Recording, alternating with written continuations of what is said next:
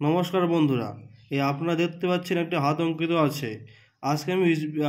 আজকে আমি আলোচনা করব এই করতিকোণ মহান ত্রিভুজ বা মানি ট্রায়াঙ্গেল সম্বন্ধে।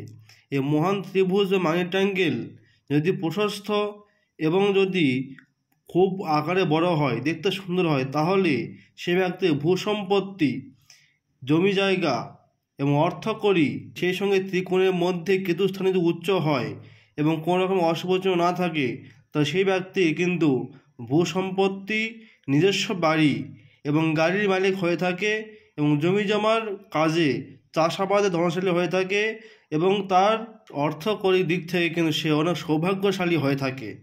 তবে এই বৃহৎ ত্রিভুজ বা মানি ট্রায়াঙ্গেলের এই শিরোরেখা এবং আয়ুরেখার যে মধ্যখানে যে কোণ তৈরি হয়, এটা বলে উচ্চ কোণ বা প্রথম কোণ।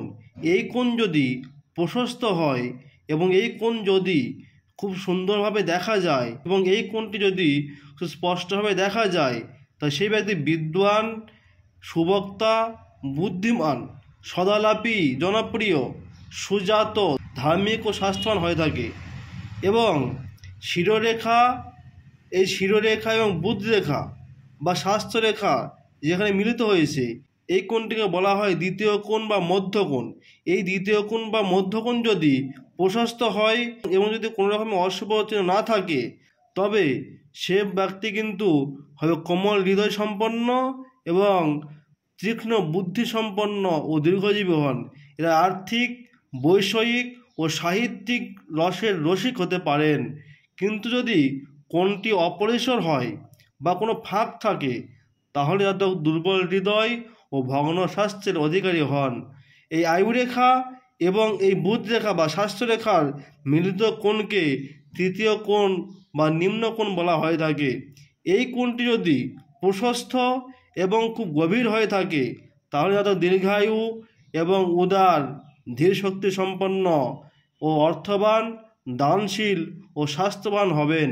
এই কোণটি যদি অপ্রশস্ত হয় বা এই কোণটি যদি ফাঁক থাকে বা কোনো রকমের যদি তিলবিন্দু জব থাকে, তাহলে কিন্তু জাতকের স্নায়বিক দুর্বল্য বোঝায়।